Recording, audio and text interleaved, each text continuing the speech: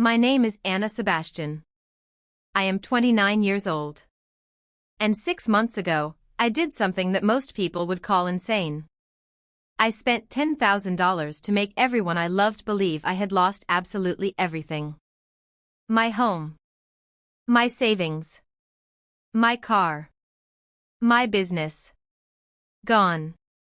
I wanted to know, and I mean truly know, who would show up for me when I had nothing left to offer. What I found out changed me forever. Let me take you back to where this idea came from. It was a Tuesday night, and I was sitting alone in my apartment eating leftovers, scrolling through my phone, when I saw a post that stopped me cold. A woman had written, "I lost my job and my car in the same week. The people I thought loved me disappeared. The ones I barely knew showed up with groceries." That sentence sat in my chest like a stone. Because the truth is, I had started to wonder the same thing about my own life. I have a mother who calls me every Sunday, but only ever starts with, "How's the business going?" I have a best friend, Tara, who I've known for 12 years, who always says, "I'll be there for you no matter what." I have an older brother, Marcus, who borrowed money from me twice and paid me back once.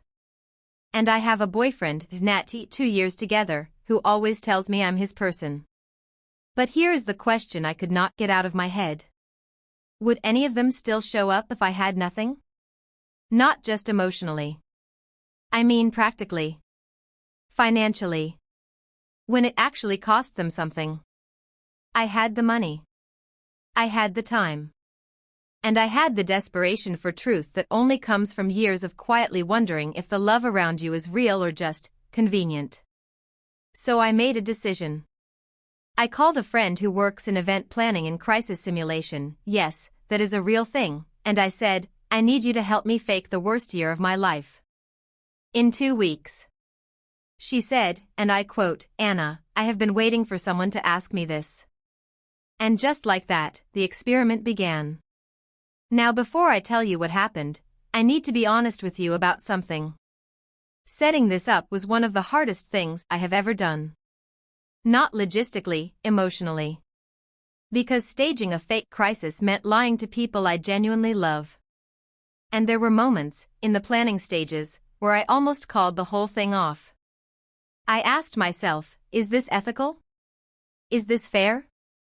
What if someone's reaction breaks my heart in a way I can never come back from?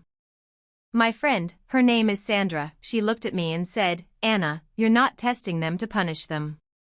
You're testing them because you deserve to know the truth. And the truth is already there. You're just going to see it." That helped. So here is what we decided to do. We built 3 separate scenarios, each designed to trigger a different kind of response.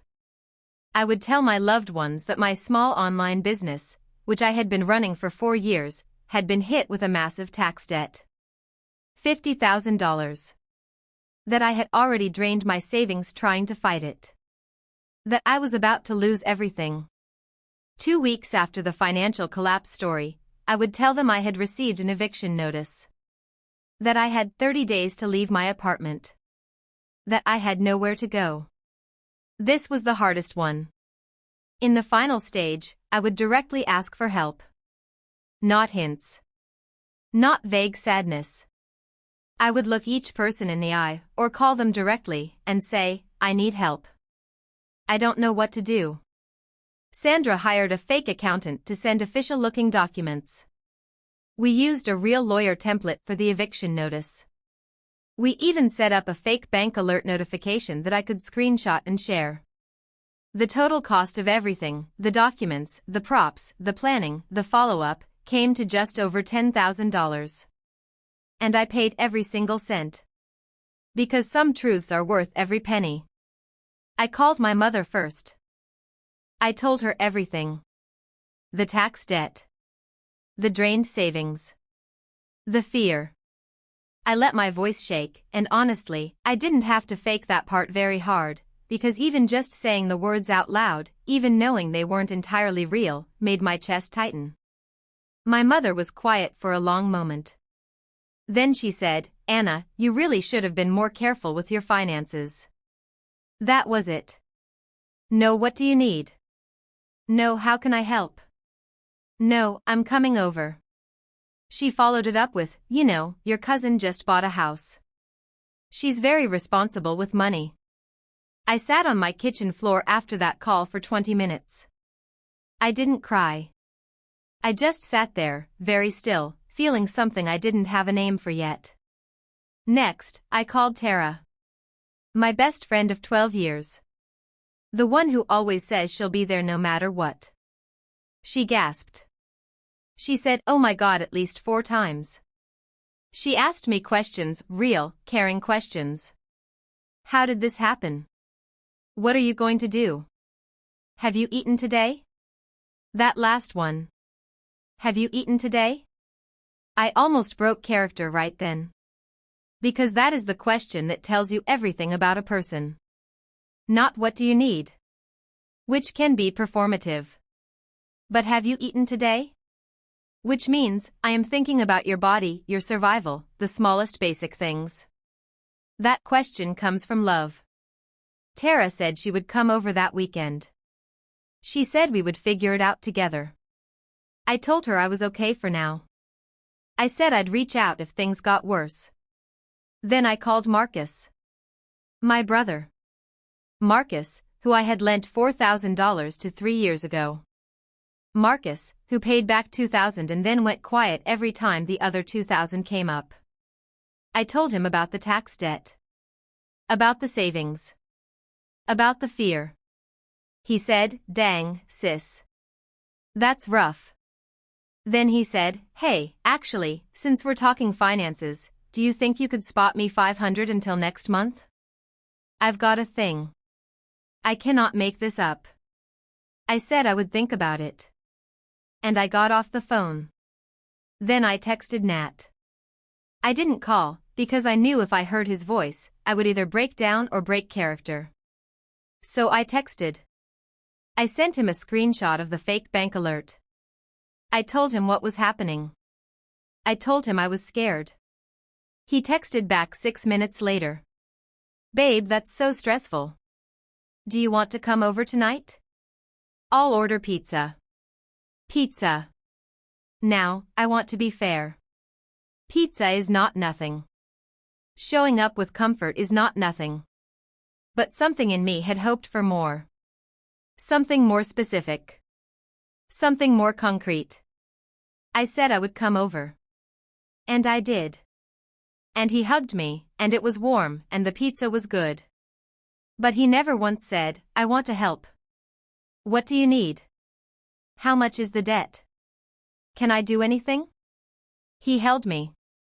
But from a distance, if that makes sense. I sent everyone the fake eviction notice. My mother called me and the first thing she said was, "You are not moving in with me." I just redecorated the guest room. I had not asked. I had not even mentioned moving in with anyone. She just led with that.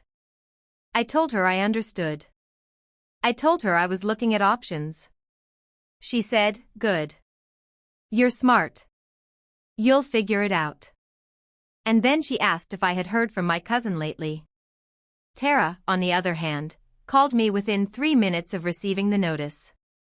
She was out of breath, like she had stepped away from something to call me immediately. She said, "Anna. You can stay with me. I have the spare room. It's yours for as long as you need it. Don't even think about it." I told her I couldn't ask her to do that. She said, "You didn't ask." I offered. There's a difference. I will never forget those words. You didn't ask. I offered. There's a difference. Marcus texted me 2 days later. The message said, "Hey, saw the notice thing. Crazy. By the way, still waiting on that answer about the 500. Nat came over. He sat with me on the couch. He rubbed my back. He said the right words, "We'll get through this, I've got you, it's going to be okay." But when I asked, gently, if I could maybe stay with him for a few weeks if I had to leave my place, he went very quiet. He said he needed to think about the logistics. We had been together for 2 years. He needed to think about the logistics. This was the part one had been dreading the most. I gathered them. Not all at once, that would have been chaos. But within the same week, I sat down with each person and I said, directly, I need help. I don't know what to do. I need someone to show up for me right now. No vagueness. No hints. A direct ask. My mother said she was sorry, but she was on a fixed income. She is not, she owns 2 properties, and that I should look into government assistance programs. Marcus said he would put out some feelers. I still don't know what that means. Nat said he loved me, but he had his own financial goals he was working toward, and he didn't want to complicate things. And Tara showed up at my door the next morning with a bag of groceries, a list of affordable housing resources she had personally researched, 3 names of accountants she had already called on my behalf, and an envelope. Inside the envelope was $1,500 in cash. She said, I know it's not $50,000. But it's what I have right now. And you're not doing this alone. I broke. Right there at my front door, with the groceries and the envelope and Tara's face full of nothing but pure, uncomplicated love, I broke completely. I ugly cried. The kind of crying that comes from somewhere deep and old and exhausted. The kind that is not just about this moment but about every moment before it where you wondered if anyone really, truly saw you. And then I told her the truth. I told her about the experiment. About the $10,000. About Sandra and the fake documents and all of it. She stared at me for a very long moment. And then she said, I knew something was off. But I showed up anyway. Because even if there was a 1% chance it was real, I was not going to be the person who didn't show up. 1%. She would have shown up for a 1% chance. I think about that every single day. I revealed the experiment to everyone else over the following week. My mother laughed, actually laughed, and said, well, at least you know I'm honest. I didn't know what to do with that. Marcus said he had kind of suspected and that he would pay back the rest of the money he owed me. He hasn't. But he said it. Nat, I went quiet for a long time. Then he said he was hurt that I didn't trust him enough to just talk to me. We broke up 3 weeks later. Not because of the experiment, but because the experiment showed me something I had already been trying not to see. He was kind and warm and present in the good moments. But in the hard ones, he calculated. And I can't build a life with someone who calculates in my crisis. So was the $10,000 worth it? Yes. Without question. Here's what I know now that I did not know before. The people who show up in a crisis are rarely the people you expect. They are the ones who have been quietly, consistently choosing you, in small ways, every day, long before the emergency. You just have to pay attention. The words I'll be there for you mean almost nothing. What means everything is the person who shows up at your door before you ask. Who calls to check if you've eaten? Who researches accountants at midnight because you're struggling? Some people love you in comfort. They love the version of you that makes their life easier, brighter, more fun. The moment you become a burden, even a temporary one, the love gets conditional. You don't always see this in normal times. Crisis is the X-ray. It shows you the bones of every relationship. My mother is not a villain. She is a woman who survived by being emotionally self-sufficient, and she raised me to be the same. That is both a gift and a wound, and I am learning to hold both. The most important relationship I walked away from this experiment with was not with Tara, though that friendship is now the most precious thing in my life. It was with myself. Because I spent years wondering if I was worthy of real love. Wondering if the people around me would stay if I had nothing. And now I know. Some won't. And that's okay. Because the ones who will, even just one, are enough. They are more than enough. If you are watching this and you've been quietly wondering the same things I was, who is really here? Who would stay if everything fell apart? I want to tell you something. You deserve to know the truth about the people in your life. Not from an experiment. Not from a test. Just from paying attention to who asks if you've eaten. Who shows up unrequested. Who offers before you ask. They are already there. You just have to see them. If this story moved you, if any part of it felt like something you've lived or something you've feared, please leave a comment below. Tell me, do you think you know who would show up for you? Or are you not so sure? I read every single comment. And I respond to as many as I can. And if you haven't subscribed yet, please do.